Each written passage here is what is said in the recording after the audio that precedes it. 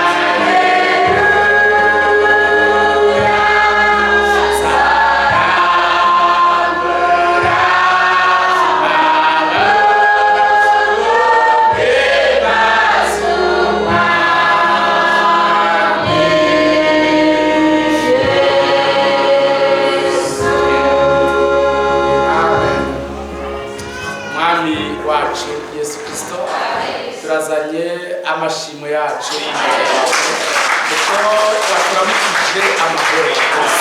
Turuko watatuzanye muri assemblée kuza guhimbaza izina ryawe. Urakoze iteka umutima wacu. Mwami yuko Zaburi ivuze, natwe turagushimiye hagati y'abera bose ibikorwa bitangaje wadukoreye. Mwami izina ryawe niryubahwe.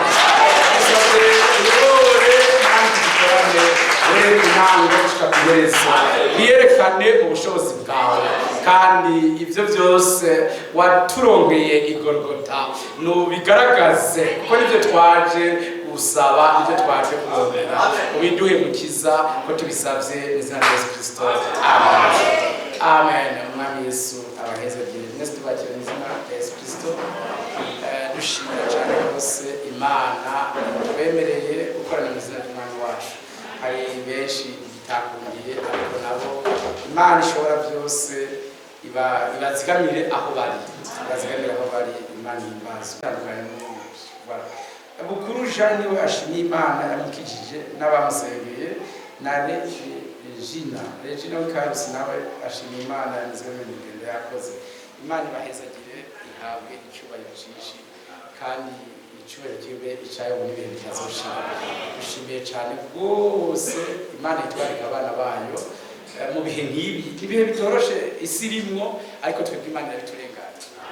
Byerekana ko Imana iri ku ruhande rwacu, nishimwe cyane. Zaburi twasomye yatubwiye ngo ibyo wihanikirije nibitangaza, nicyo gituma umutima wanje uvyitondera. Amen. Gushurirwa amajambo yawe kuzana umuco, guha abatungu ubwenge. Amen. Nasamitse akanwa ndahuzagizwa, kuko nifuza amabwirizwa yawe. Unkebuke ungirire ikigongwe, nk'uko umenyereye kukigirira abakunda izina ryawe. Amen. Twebwe abandi bohiga imico, bohiga umuriro, bohiga ibitari bimwe, ariko twebwe turafise umuco. Umuco ni ijambo ry'Imana ritumurikira. Twe turafise umuco. Amen. Naho abantu bavuga bati nabonye inkingi y'umuriro, twe nibo twishima. Ababonye inkingi y'umuriro, twe nibo twishima. Dufise umuco. Bibiri ivuze ngo guhishurirwa amajambo yawe kuzana umuco. Imana himbazwe, Imana ishimwe. Guhishurirwa ijambo ryawe kuzana umuco, kuko dufise umuco, ko twarahishuriwe ijambo ry'Imana isumba byose. Mbere handitse muri Zekariya ngo umuco ukagoroba uzotumurikira, uzokwaka. Imana yarabishinze ko umuco ari ijambo ryayo. Kuvuga ntuzoze rero tugira ngo nabonye umuco wanje kwizosi cyane ku mutwe. Ivyo byose ni byiza, niho warabibonye, ariko twe dufise umuco. Mbere Bibiliya ivuga hano hafi muri Zaburi ngo ijambo ryawe Mana ni itara. Imana ishimwe, ni itara rimurikira ibirenge vyanje. Que Dieu soit loué. Ni psaume 119:5. Que Dieu vous bénisse. Imana igumugisha. Zaburi ya 19:100 na gatanu hano hafi yaho nyene sesa handitse Kurani majambo meza ngo ijambo ryawe ni itara rimurikira ibirenge vyanje, n'umuco umurikira mu nzira yanje. Amen. Nikuvuga twe ntidukeneye kwirwa turarota, ndasavye mu vyumve neza. Ntidukeneye kwirwa turarota canke kwirwa turerekwa canke kwirwa turavuga mu ndimi, birahagije ivy'Imana yakoze mu ijambo ryayo. Imana ishimwe. Amufrere yovuga ko kurota bingana no kwishurira ijambo ry'Imana. Ubu rero tutungwe no kurota hano muri eglise, umwe arose ibintu ziguruka, undi arota isake zigwana, undi arota inkwavu ziruka, undi arota abantu babiri, undi hama acavuga ngo hari undi muntu yantangaje cyane umufrere yambwiye ngo unarenda arota utugwana na pastori, nico gituma naciye nsohoka muri eglise ndavayo. Ndavuga nti wari ibintu bibi ucurota nawe, nico gituma nta nari mu ndoto. Ibyo bintu bikwiye kuva mu bafrere. Twe dufite ijambo ry'Imana isumba byose, rirahagije. Ijambo ry'Imana niryo riducinzira, ntabwo ari indoto. Ucuvuga ngo neretswe kuko ivyo weretswe dufise uburenganzira bwo kubipinga tukavuga tuti weretswe ibitari byo. Unarindi muri assemble hari watubwiye dutera ubwoba ikindi gihe yatwa kumwe na Frère Fidèle atubwira ngo nabonye ngo imifuko ngwiri imbere wihenutse, hanyuma ngo n'ibingorongoro biguye vyubamye ngo bicamenyereka ko muza kunshira urubanza rubi. Ndavuga ni wa mu frère umubeshi frère, ibyo bintu bantu Imana yarakoze kubituvana ngo agaca karaye karasubira ngo akayabu karaye kararira ngo nikandaye gusa ngo murahagabira abantu barapfuye bihuna byavuze byivugiye none ko byaho kuvuga mu ijoro mu biburizi ngo nabonye inyamanza mu rugo ngo bashitsi baraza. Ibintu nk'ivyo byose Imana yarabidukijije, ijambo ry'Imana ritugenga. Amen. Bivuze ngo ijambo ryawe Mana ni itara rimurikira ibirenge vyawe, n'umuco amen umurikira mu nzira yanje. Amen. Que Dieu soit loué. N'umuco c'est la lumière, la parole c'est la lumière. Que Dieu vous bénisse. Umwami ahimbazwe kose cyane. Yesu Kristo umwami wacu yabivuze neza mu butumwa bwiza bwa Yohana, yavuze amajambo ndakunda cyane, mumbabarire ndayasome. Kuri verset Jean 12 iyo Yohana, ubutumwa bwiza bwa Yohana igice cya 12 ahereye ku murongo wa 35 haranditse ngo Yesu arababwira ati hasigaye igihe gito umuco ukiri muri mwebwe, nimugende mugifise umuco mwiza woye kubiranirako. Amen.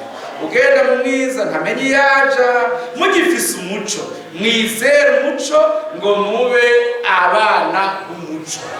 Nous sommes des enfants de la lumière. Turi abana b'umuco iyo twizeye umuco waturikiye. Que Dieu soit loué.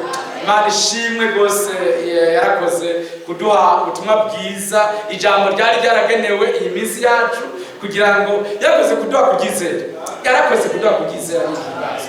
Mugendere mu muco, umuco ukiri hagati yanyu mutarabirirako. Amen. Imana ihimbazwe.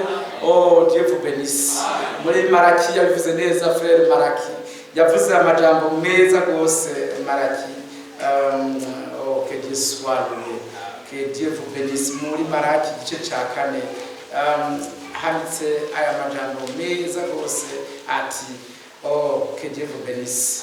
Era umunsi uraje wakanyitanure abibone bose n'inkozi z'ibibi zose bazobishingwe, kandi uwo munsi ugiruze uzobatongora nikuhoraho nyene ingabo agize, nta n'agashitsi canke agashami uzobasigarana. Ariko mweho abubaha izina ryanje, izina ry'ubugororotsi rizobarasira rifise ugukiza mu mababa yaryo. Amen. Maze muzosohoka mukina amatavu n'inyana zivuye mu ruhongore, kandi muzosibangira abanyakibi n'ibindi byinshi. Imana ishimwe yarakoze kuduha kutwakiriza izuba ry'ubugororotsi ryaturasiye. Amen. Tuva mu bintu byose by'isiguro z'abantu. Imana yarakoze nihimbazwe, twizera ijambo ryayo ritavanze. Amen. Imana ishimwe. Muzoze mwibuka ko hari miliyaridi nyinshi mu isi zabatijwe mu izina rya Data n'iry'Umwana n'irya Mwera cyangwa n'irya Mutima Mweranda. Ariko mwibuke ko umubatizo wavuye ku Mana, intumwa zabatijwe ariwo mwebwe mwabatijwe. Umubatizo mu mazi menshi mu izina rya Yesu Kristo. Ijambo ry'Imana ridasubirizwa ko riherekezwa n'Imana isumba byose. Ibyo ndishobora kubikengera. Amen. Muzoze mwibuka ko abandi bakoresha urusera ku ngaburo y'umwami, bakoresha imitsima yambiye, bakoresha ibisuguti n'ibindi bitari bimwe, ariko Imana ishimwe yatumurikishije umuco mu nyonga hayo. Twebwe Imana ishimwe nk'uko ijambo ry'Imana ryabivuze, dukora ingaburo y'umwami ku mugoroba nk'uko Yesu yavuze ngo bugorovye, natwe niko tubikora, tugakoresha vino nk'iyo umwami yakoresheje. Amen. Tugakoresha umutsima utambiwe nk'uwo kuva mbere mu Bisirayeli n'umwami wacu bakoresheje, kuko Imana yaduhishuriye ukugomba kwayo niko yaduhagaritsemo. Muze muribuka cyane yuko abafrere mbere cyane bakwiye kuvyuka gusumba abandi, yuko Imana yaduteye iteka ishira ijambo rishira abasere bacu mu bibanza bakwiye kuba barimo. Amen. Yuko atamugore akwiriye kwigisha. Mani himbazwa. Munimo bifata nk'ivyoroshe. Abandi bagore bo mwisi bavuga ngo bahawe mpemu yera, ngo batuma kuvuga ubutumwa. Abandi bahawe mpemu yera batera kuvuga ibi n'ibitari bimwe, ariko twebwe Imana himbazwe. Yahaye abasere bacu kunezere guca bagize. Nihimbazwe ishimwe. Tutunze abagore batigisha ubutumwa bwiza. Abagore bashobora kuririmba, abagore bashobora gushinga intahe, bashobora no gukora ibindi bitari bimwe, ariko dufise abasere Imana ashyize mu bibanza byabo. Nibavuga mu ndimi tuzovyumva, nibashingira témoignage tuzovyumva, nibashingira intahe abantu bakizera tuzovyemera, ariko nibemerewe kuvuga ubutumwa bwiza. Imana himbazwe. Dufise ayo mahirwe menshi Imana yaduhaye. Kw'ivyo igomba mw'ijuru ko biba, ariko natwe twabikoze mw'isi. N'umugisha usumira imigisha yakoze Imana yacu. Ishimwe cyane kubona yarashizeho ko abantu abasere batimwesha imishatsi, kuko no mw'ijuru abariyo batimwesha. N'abazojayo bose abababonye bose basanze n'abagore bafise imishatsi miremire. Ivyo tubivuga imbere y'isi, le monde entier ivyumve yuko nta mugore yimesheje umushatsi azohonyora mu ijuru. Imana ishimwe. None Imana ntiyaduteye iteka yo kudishurira ivyigomba kwibi ibyishaka ko bizobayo, ibitumenyeshereza hano kugira ngo tubibemo hakiri kare. Amen. Imana ishimwe. Pawulo mwene data bivuze neza ngo kuko umushatsi ari ubwiza bw'umugore, kandi yawe umushatsi ngube ikimenyetso cyo kugabwa kubw'abamarayika. Quand la parole est en train d'être prêchée, jambo ry'Imana ririko riravugwa, abagore bakwiye kwitwikiriza imishatsi yabo. Imana himbazwe. Nivyo Pawulo avuze ngo bambare ikimenyetso cyo kugabwa. Mbega Bibiliya nikomeje ivuga ngo abagore bacereze mu ikoraniro. Nivyo batatahuye babariza abagabo babo imuhira. Imana yarakoze kwidishurira, kandi yaratoranije ubwoko buzovyakira bukabinezerererwa, batazovyakirana umutima ubabaye n'agahinda n'intuntu ngo natwe iyo tuba. Haba babinezererewe, banezerewe position Imana yabahaye. Sont fiers. Oui, que Dieu soit loué. Abo nibo bana b'Imana isumba byose, banezerewe ijambo ry'Imana, ikibanza ryabahaye. Mwamahimbazwe. Uyu munsi twebwe turemera ko umuntu agira ubucuti n'Imana yavutse ubwa kabiri. Avyawe n'imbuto itabora y'ijambo ry'Imana ririho rigahoraho. Imana ishimwe. Natwe twakira ijambo ry'Imana rituvyara ubwa kabiri, riturema mu mutima mushasha. Amen. Que Dieu vous bénisse. Yaturemye mu mutima mushasha, n'ivyimviro bishasha, n'intumbero nshasha. Ninde twareza kutavuza ubwa kabiri. Umusindi gifise intumbero yo kuba ibwoga ngo tuharambire, dufise intumbero yo kuzamuka. Twarabihorana tukira abanyabyaha twari tubifise. Uyu munsi tugifise intumbero yo kuba abanyepolitike bakagarara, si intumbero yo kuzoganzanya na Kristo mu myaka 1000. Twarabihorana, ariko Imana yaraduhinduye ivyimviro, iduhindurira intumbero, iduhindurira imigambi, iduha imigambi yayo niyo twizeye uyu munsi. Mwama himbazwe. None abafrere bagomba kumva ko ijambo ryayo ryatuvyaye ubwa kabiri. Que Dieu soit loué. Niteka Imana duteye turi uruvyaro rw'Imana isumba byose. Les pensées de Christ. Voilà. Vyumviro Kristo yarafise, nivyo vyumviro natwe dufise. Nuko amajambo y'Imana avuga mu Bikorino ba mbere cye cya kabiri ku murongo wa 16 n'uwa 17 ngo mais nous avons les pensées de Christ. Que dufise ivyumviro vya Kristo. Kristo yagiye kudutegurira hacu, natwe twifuza kuzojayo. Abatayifuza hano bari, hanyuma atifuza kuzojayo. Nibaza ko atabariho, nimba hari utariho naho ayo bagoye cyane. Twifuza kuzoja aho yagiye kudutegurira. Ni mu bwami bwa Data hari amazi menshi, yaba atariyo banabibabwira. Kwegeye kwadutegurira natwe turahashaka. byerekana ko quand il y a une soif hari inyota hariho n'icyo kwiyishura, hari inzara hariho n'icyo kuyihaza. Imana ishimwe. Hariho besoin hariho na satisfaction. Imana ishimwe. Hari inyota yo kuzojayo, no kuvuga umwami yaraduteguriye hariho. Imana ishimwe. Dieu vous bénisse. Imana yarakoze yatuvanye mu nsiguro mu interpretation, mu nsiguro z'abantu itujana mu ijambo ryayo, turemeranya nayo kuko twemeranije nabo yadutumyeko. Ndasubiyemo kuvuga ngo ivyo Branham yigishije ubutumwa 1300 bwose turabuzi oya, ariko ico twemeranya ni kimwe, dukenyi Imana yadushuriye tudufise ku mutima kandi turatwizeye. Hari abatunze umuganda w'ibitabo yagitora kati niki naragejeje, yagitora ati niki naragejeje, ariko si ivyo bituraba. Ibituraba bisumba ibindi nuko ivyo twigishijwe tubifise ku mutima. Imana yadushuriye ni vyacu n'abana bacu. Amen. Na bitarayishurwa ni vy'Imana. Imana himbazwe. Tuberekere Imana isumba vyose kandi umwami himbazwe. Tubitunze ku mutima, tutemeranya n'ivyo abantu badutse bose bifondafondeye oya, habwo twemeranya n'ivyanditswe muri Bibiliya. Ibitanditswe nituvyemera, bitanditswe nituvyemera uko biri kose, bitanditswe nituvyemera. Ijambo ry'Imana nico cishimikizo cacu. Sinije bizokugwa, ariko ijambo ry'Imana ryo rizokwamaho ibihe bidashira. Ntitufatwa k'iciyumviro ne political pass cy'ibyo cyose umuntu azanye ngo nari mfise iciyumviro undi ati nari mfise ikindi, uko imitwe igana niko abantu bozana ivyiyumviro bidasa. Ariko noneho hari iciyumviro c'Imana yagiseruriye mu ijambo ry'Imana. La parole de Dieu sont les pensées de Dieu exprimées. Ni Imana yaseruye ivyiyumviro vyayo ibisobanurira mu ijambo ryayo. Nukorona ngira umuntu ibaza ngo tuteraniye muri assemblée, umwe azazana iciyumviro ciwe, undi azana iciyumviro, hama twubake assemblée nziza oya.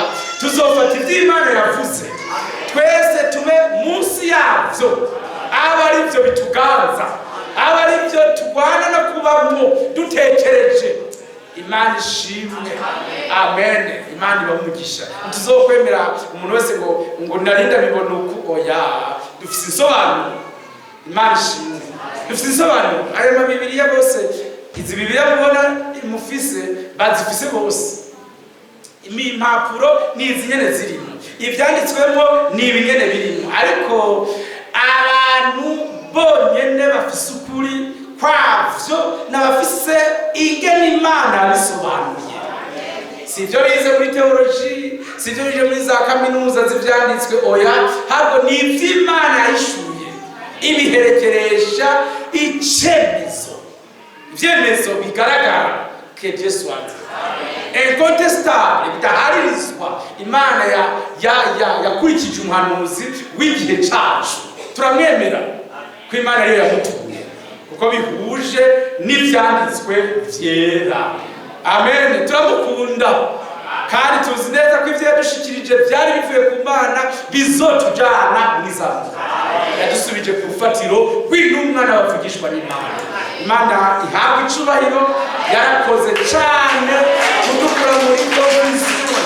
Amen. Yadukuye i Babuloni mu madidame yose yatuvanamo, idushira mu nzira yayo y'ukuri. Bible iti séparez-vous. Igikurikira mwitandukanira kugira ngo je vous recevrai, nange nzobakira. Voilà, il nous a reçu. Il nous a reçu, n'est-ce pas frère? Baravyumva niba handitse ngo mwitandukanye nange nzobakira. None twitandukanije ari gucireka kutwakira, yaciye ireka biragahera. Imana si itokora devoir yayo. Niba twarakoze devoir yacu yo kwitandukanya n'inyigisho mbi, Imana yakoze devoir yayo yo kutwakira kandi yarakoze, turabishimiye cyane. Bible ivuze ngo nzobabera so, oui, il est notre père, namwe muzombera abahungu n'abakobwa. Imana ishimwe, turabahungu n'abakobwa b'Imana. Tutabigizwe no kuguma tubibabwira tubasubiramo kugira bibafate oya, ni Imana yabitugize kuko yatwemeye, inuza estime digne. Alleluia. Yabonye ko tubereye kwakira ijambo ryayo. Imitima yacu yayiciriye urubanza nakwikwiriye kwakira ijambo ry'agakiza, natwe twararyakiriye, twarabyizeye. n'abakobwa b'Imana isumba byose nimubibwira abantu bose mubabwire muti je suis une fille de Dieu, je suis un fils de Dieu, ndi umuhungu w'Imana isumba byose. Kandi noneho abana b'Imana bagengwa n'ivy'Imana nyene nawe mu rugo kwa data. Imana ihimbazwe ibahezekere cyane rwose ibahumugisha myinshi. S'il vous plaît frère, Bible ivuze ngo muri Apocalypse mu byashuri Yohana aya majambo ni meza cyane iyo mu gice cya 5 umurongo w'icenda mbere ku murongo w'icenda, Apocalypse chapitre 5 verset 9 handitse ngo baririmba indirimbo nsha bati birakubereye kwabira igitabo no kumena ibikimatanije ko wishwe ugacungurira Imana aho miryango yose no mu ndimi zose no mu moko yose no mu mahanga yose, ubacunguje amaraso yawe ukabahindura ubwami bw'Imana yacu no kuba abaherezi bayo kandi bazoba abami mu isi. Amen. Imana ishimwe. Mbese ni nari byiza kuko wishwe. Nizere ko ari natwe dufise umugabane. Bible ivuze ngo kuko wishwe ugacungurira Imana abo mu miryango yose. None sindimwo frere umuramu abo mu miryango yose no mu ndimi zose no mu moko yose. Amen. Merci Seigneur. Imana ishimwe. Icoma uyu munsi umuntu akagira certitude, akagira icyemezo ati nanje ndimwo. Gabundi ibintu byose byabereye i Golgotha narinda bifisemo umugabane. Frere mumbabarire muvyumve, ndiza kubasengera kugira ngo kiringwara. Ndiza kubasengera ngaho kugira ngo kiringwara. No, jamais. Ndiza kubasengera ngo kiringwara. Habe tuza kubibutsa ko ingwara zanyu zakiriye i Golgotha. Kwizera kwari kudunge kugende kubihanze kuvyaki. Ndiza kubasengera kugira ngo hari kuvyatwe mukizwe oya agakiza mwakarongeye i Golgotha. Habe tuza kuzamura kwizera kwawe n'amajambo y'Imana isumba byose ngo guhamvye kwizera kwawe gushikire kare gakiza warongeye i Kalvari. Imana ishimwe. Maze umuntu niyabona ibyo Yesu yakoze i Golgotha byose byari gwiwe, Imana izoza naize ibikonkretize ibimugaragaze. Ubundi woza kwa ngo nje kubasengera ayo batange kwishima ngo mwijana bari bagwaye ngo nasengeye ngo senkane barakira. Nani babakijije no so acha twe turabakoze b'ingura kimaze kinacho tumaze habe twifuza ko abantu bose sawa boza muri imitima yabo kuvyo Yesu bakoreye i Golgotha ni stock ihagije. Abantu bose bafisemo heritage, bafisemo umugabane, nibagende bavyakire. Ni kwawe ni kwanje. Amen. Yaragukikije i Golgotha. Ngwara zanje yarazikijije zose, ivyaha byanje yarabimpariye byose, agakiza yarakampaye. Amen. Imana ishimwe. Kuzuka mu bapfuye byarabaye sinye asire kwari kwanje. Amen. Kuzamurwa byarabaye sinye par le Seigneur Jésus, par umugabane wanje. Nande ngomba kubaho nzikari kwanje. Isayigeze Imana izobimpa. Hakuvuga ngo nzo hava nzamurwa cyangwa se nzamurwe. Hari igihe nogenda, hari igihe ntogenda, ubutazi byurimo. Kene tuvuga ngo hari igihe kumbure ntogenda ngo ninigenza nabi, undi ngo ninigenza neza. Ivyo twarabiseze twari tufise muri Pentecote. Ariko uyu munsi tuzi ko Yesu yabiturongeye i Golgotha. Ni twebwe abana b'Imana isumba byose, ni twebwe bene vyo tuzoguma demere, tuzoguma mu kwizera jusqu'au bout, gushika kwiherezo tubirindiriye amaso yacu azovyibonera. Mwama himbazo. Aha frere babeho bazi ko hari umwami, je numva ndamukunze cyane. Hari umwami yaduteguriye umugabane kandi uwo mugabane ni uwacu. Nta na rimwe azowutwima, tubihabwa no kuvyizera. Umwami Yesu abahezagira. Handitse aya majambo meza ngo verset ugacungurira Imana abo umuryango yose PSNF agace ka kabiri, abo umuryango yose no mu ndimi zose no mu moko yose no mu mahanga yose, ubacunguje amaraso yawe ya du sang qui a été versé. Hari amaraso yasesetse ku bwacu, ayo maraso yari mu buzima bw'Imana isumba byose. Amen. Kandi ubwo buzima nibwo bwatwinjiyemo. Imana ihimbazwe. Ubuzima bwari mu maraso nibwo mpemu w'Imana isumba byose. C'est la vie de Dieu. Nibwo bwatwinjiyemo kugira duhuze n'Imana isumba byose. Voilà, Imana ishimwe. Nicyo gituma twemera ibyabereye i Golgotha. Turemera imbabazi z'Imana. Turemera ikigongo cy'Imana isumba byose. Turemera gukiza kw'Imana isumba byose. Turemera ibyo Imana yasezeranye byose ko ari byacu, n'umugabane wacu. Imana ishimwe. Kandi mbere n'ubuntu bwinshi bugeze ku bundi, kubona yaradekashije, yabitanguranye natwe. Imana ishimwe. Iti nzobarindikira Eliya, kandi Imana iramurungika, yarabonetse. Imana ishimwe. Azoba umushumba w'ubwenge bw'umwizigirwa, kandi uwo nawe twaramubonye. Imana ihimbazwe. Amen. Ubutumwa bwiza bw'ubwami buzonza buvugwe. Abo bagabo barabikoze, ibyo nabyo byaratugezeko. Imana ishimwe. Izuba ry'ubugororotsi rizobarasira, ibyo nabyo byaraturasiye. Umunezero dufise uva mu gakiza twakiye. Imana ishimwe. Bafurere bakundwa, Imana yagiye ishitsa amasezerano yayo, ubu igiye gushitsa ibyo kuzuka kw'abapfuye, igiye gushitsa ibyo kuzamurwa, igiye gushitsa ibyo kwicara nawe mu bukwe bwa wa mwagazi, igiye gushitsa ibyo ko tuzoba abami mu isi. Nurosero tuzoba abami mu isi uko umwami yabivuze, niko tuvyizeye. Harahiriwe abizeye, abo bose bapfuye bacizeye, batarahabwa ibyasezeranye. Ariko Imana yaboneye ko ari byiza ko natwe baturindira, none igihe cacu natwe c'est notre temps. None n'igihe cyo kwemererwamo, ni umunsi wo gukirizwamo. Nimwereke ubuntu bw'Imana bipfusa, ariko abafrères qu'ils en profitent pleinement. Que Dieu vous bénisse. 2 Corinthiens chapitre 6. Imana ibaha umugisha. Nimwereke ubuntu bw'Imana bupfusa oyaye, ahubwo frère ni umunsi wo kwemererwamo. Esaïe 49 verset 8, ni igihe cyo gukirizwamo, ni umunsi wawe. Amen. Et vous devez mwese hamwe mutegerezwa kurevandika, usaba ibyo Yesu yatugomboreye ku musaraba. Ni byacu, ni umugabane wacu. Amen. Imana ibaha umugisha mwinshi, ibahezagire cyane. S'il vous plaît frère, c'est notre temps.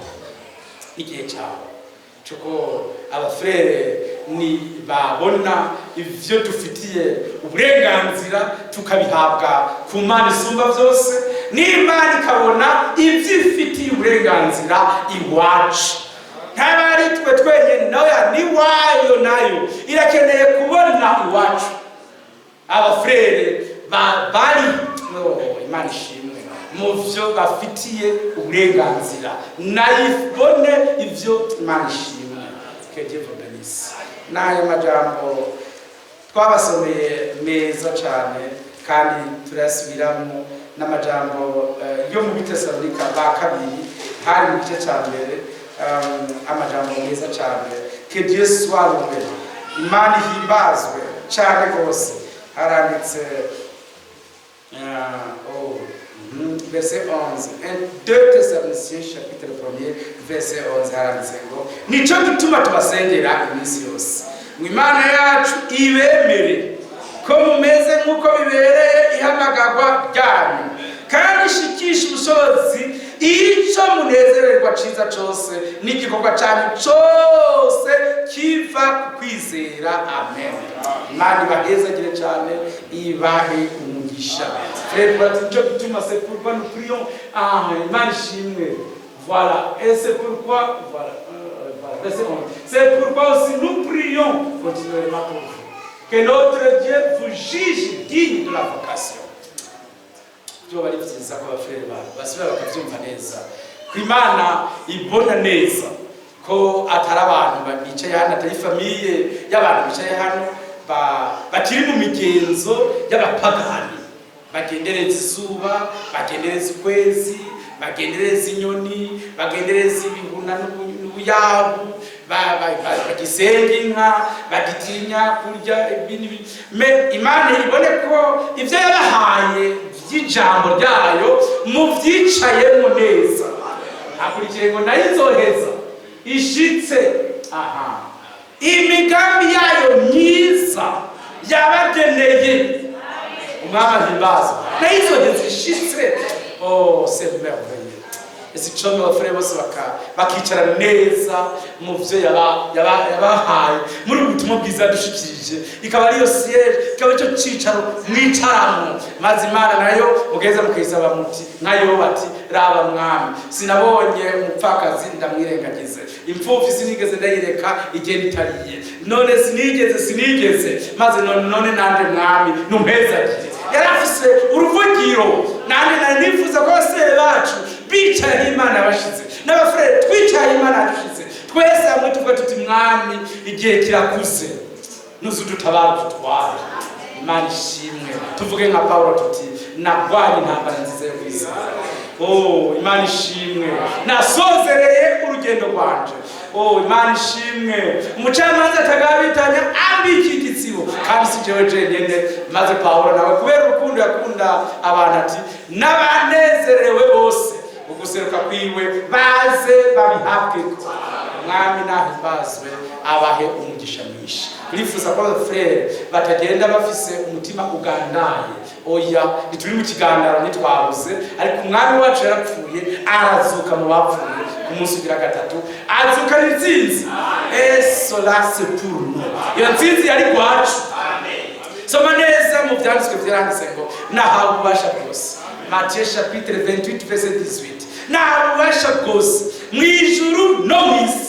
Haleluya. Ubwo bubasha nubwo kudukiza ingwara, ubwo bubasha nubwo kudukiza ibyaha, ubwo bubasha nubwo kumena igihome kituma tudatahura, akadisambura, akadutahuza ijambo ryiwe neza, tukabona biri clair, gufata ijambo ry'Imana akarishyira ku gitereko kw'amatara, ikaba place sur le chandelier, ngo abana b'Imana baribone neza atamazinda, bati turiko turaja mu ijuru nta probleme. Imana ishimwe. Yesu niyaza azotwara jewe, umwami niyagaruka nije azoje gutora ndimo, ntege zanda zo yazirangije. Imana ishimwe. Quelle bonne promesse. Azoza barasoma neza mu bizingene vyanditse Bibiliya iti arabu umugeni yamaze kwitegura. Mbese si vyiza yaba mwavumvise mwari kuvuza induru mwese hamwe. Raba umugeni yamaze kwitegura. Imana yabishize muri Bibiliya mu Byahishura 19 ku murongo w'indwi kugira itwereke ko adashobora kuza tutaritegura. Bien-aimé, soma neza ivyanditswe siko bivuga. Raba neza ngo uwo Actes des Apôtres chapitre 3 verset 21. Ijuru rikwiye kubanza kumugumya gushika hazohindura ibintu byose bisha. Que Dieu soit loué. Mbese nimunezerewe Imana izoduhindura jusqu'à enlever toute imperfection, akantu kose katabere kuja mu ijuru. Umwami azobanza akatuvanemo atwogesheje amazi y'ijambo, atwishire turishire tagira gasembwa n'injebejebe n'amarabaga. Efesiens chapitre 5 verset 26. Bien-aimé, umwami yarabiteguye kandi azobidukorera. Nahimbaza. Bari bakwiye gukunda umwami wanje n'umutima wabo wose n'inkomezi zabo zose, kuko n'umwami mwiza. Byose yabiteze mu ijambo ry'Imana, abigabira abatoranijwe ngo bibe umugabane wabo. Ababyizera mwese Imana ibahezagire. Mwese Imana ibahezagire. Kandi Imana ishimwe. Mbese nimushobora kunezerwa n'amajambo yanditse muri Bibiliya yo muri Jean chapitre 8 verset 47. Mwereka ab'Imana bumva ijambo ry'Imana. Natwe turab'Imana ko twumva, nous comprenons et nous recevons la parole de Dieu. Et Dieu vous bénisse. Matthieu chapitre 13 verset 19. Bibiliya iti umuntu wese yumva ijambo ry'Imana naritahure wa mansi acaza kumwiba n'utwo yarafise. Ese ntiduhiriwe ko twe twumva ijambo ry'Imana tukanaritaho. umwansi nawe waratidufise ko nous sommes du royaume des cieux, turaba ubwami bwo mwijuru. Umwansi ntabyo kitwivye, twebwe twaratavuye. Ni Imana ishimwe. Bibiri ivuga ngo iki, ngo umwami araza afata umutima wa Lidiya awuhindukiriza ku byo Pawulo ariko arigisha. Ese siko Imana yangiriye? Yahindukirije umutima wanje ku byo Eward Frank yigishije, ahindukiriza umutima wanje ku byo Frère Branham yigishije. Mbese sishimwe mu mutima? Abandi ntibavyanse, ariko noneho byatwasanze ari byo jambo ry'agakiza, ariko ubutumwa bwiza bwagenewe iki gihe. Iyacuraniye umutima wanje ndayihimbaje. Nishimye yarakoze kumucurura, wari ucuramye mu idini, ariko Imana yarawucuruye. Abo bagabo babaye ibyabona byo gushingira intahe ijambo ry'Imana isumba byose. Frère Jean aca yandika amajambo yo muri 1 Jean chapitre 4 verset 6, muri Yohana wa mbere ca 4 umurongo wa 6, yanditse amajambo meza ati twe turabava ku Mana, uzi Imana aratwumvira. Amen. Utava ku Mana natwumvira. Ico nico kitumenyesha imwemu y'ukuri ni mwemu izimiza. Ni amen. Ni amen. Umwami ahimbazwe. Tweho turabava ku Mana. Aba bagabo bashobora kuvuga ibi ni Frère Branham na Eward Frank bonyene. Bashobora kuba twe turabava ku Mana. None uzi Imana wese aratwumvira. Twazi Imana natwumvira. Kinjo kitwemeza, kitwereka imwemu izimiza n'imwemu itazimiza. Imana ishimwe. Haruguru ku murongo wa mbere ati abo nkunda ntimwemere imwemu zose, ariko mugerageze imwemu ko zavuye ku Mana. Sesa muravyizeye? Imwemu yose idafatanye n'ubutumwa bwiza twashikirijwe ntiyavuye ku Mana. Ndasubiyemo muvyumve. Abantu bavuga ngo Branham ati, bakavuga ibyo Branham yavuze byonyene, ntibemere umushumba w'ubwenge w'umwizigirwa, baratakaye mwizamurwa ntibarimo. Abantu bavuga ngo twemeye Frère Branham turamuheze, abo ntituzicarana mu bukwe bw'abamagaze, ntibarimo. Kiretse Imana ibahinduye. Ababifata nk'ibikino ntibavyumvirize ngo bivane n'ijambo ribakiza. Nabo nyene bakambara baje yanditse ko Frère Branham, Eward Frank bakerekana ko babirimwo, kumbe ivyo binatagaciro babiha. Nabo nyene ntituri kumwe. Abo turi kumwe ni bande? Nabafata ijambo ry'Imana bakaribika. Bibiri ivuga ngo Mariya yumviriza ayo majambo akayabika mu mutima, nabavyumviriza bakabibika mu mutima ahadata. Nababwije ukuri, iri jambo ntizobura kudukiza. Tubirindire bizabamwumvira. Imana ishimwe. Kandi nta nushobora gutahura ibya Branham atabitahujwe na Frère Frank. Tawiho. Kandi Frère Frank ati yamara nandi sinayikuronka ubukozi iyo Frère Branham ataba umukozi. Kandi namwe nzi ko atabukozi mworonka iyo nandi ubukozi bwanje mutabaho. Ninde mushimba w'ubwenge w'umwizigirwa azogaburira les domestiques, azogaburira abandi bakozi, nibemere babitore biri bien préparé et bien rangé, bibabere imfungurwa nziza zo gutabara ubugingo bwacu. Les frères et les sœurs, vous tous, mwese mugomba kuba engagé, nta munebwe muri ibi bintu tuzojana. Tout le monde bagomba kuba engagé, bashira ku mwete witegurwa ryabo. Imana ibahungisha, ibahezagire cyane. Que Dieu vous bénisse. Imana ishobora byose ibahezagire. Turayishimiye cyane, nihabwe icyubahiro. Muco wayo waratwakiye, muco munyonga yawe waratwakiye, kandi Imana yarakoze. Ndabashimiye cyane ko mushira ku mwete kuri ibyo byose. Imana yezagira abafrere babirimo neza, yezagira abasere bashira ku mwete, abo nibo baronka ijambo ribakizwa. Nimwavyumviriza neza, muzoronka ijambo ribakiza urwango. Isubiye turanabipresha ngaha, uvyumviriza wese urwango rwaraheze, uvyumviriza wese neza akabiha agaciro n'umwanya wavyo. Amahoro y'Imana yaraje mu mutima wiwe, urukundo yasabye ntaronke ruri mwarya jambo. Nimwavyumviriza neza ntaho muzosubira no gucira imanza muzosanga umuti utuvura ububi bwose Imana yarushize muri birya bintu. Écoutez attentivement. Imana ishimwe. Ntagira umuntu ayongera kubwira ngo nzoja ku mavi yashaka apfunguke ngo nzohava ndondera amahoro aciye ngo kuko nagiye mwishaka gusengerayo maze y'amezi 5 uzosenga n'amava koboke ushitse uhure n'abagusomborotsa ucushapfura ucurandagura abantu batuke n'ibitutsi. Ariko ndakubwije ukuri hari inshinge ziri muri zijya prédication frère Imana ishimwe ziri muri zijya retransmission.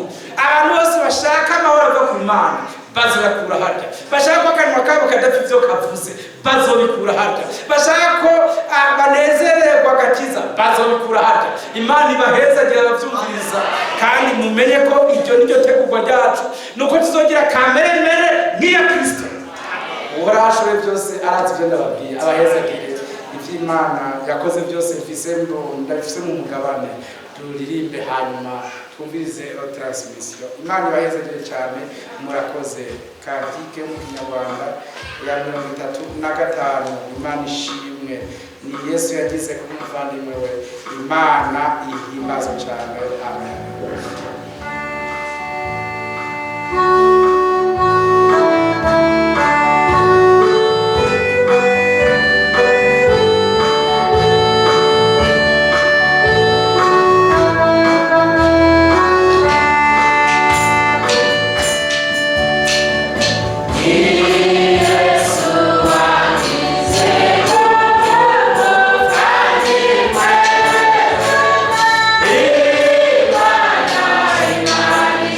Imana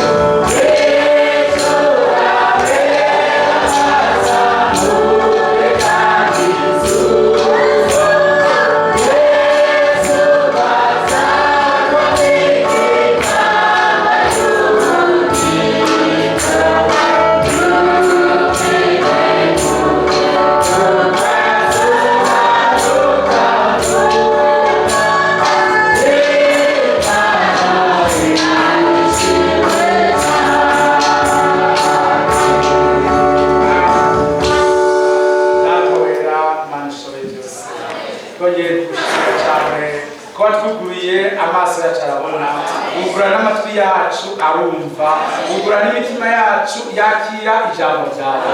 Warakoze kuturema nk'uko turabinezerewe cyane, ugere kumenya n'umutima udata ijambo ryawe riherekejwe n'ingeso nziza n'ubwenge bwose n'imyitwarire myiza no kwihangana kose no kwirinda n'ubugwaneza n'urukundo rwa bene data. Usobukoze mwami, utwuzuze kwizera ibyo twasezeraniwe, ibyo twahawe nk'umugabane wacu, twame tubihanze amaso kuko utazobura kubishyitsa. Urakoze, urahezagira bera mu izina rya Yesu Kristo.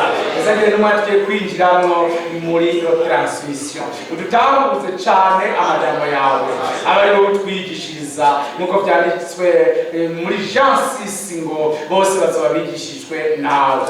Urabikoreye mukiza, utwigisha uhindure abatarahinduka, ucurure imitima y'abataracuranuka, bose baba bawe, ubigandurire baba bawe, babicibare cyawe, tubinyegu yawe. Usobukoze mwami, tubisabye mu izina rya Yesu Kristo. Amen. Amen.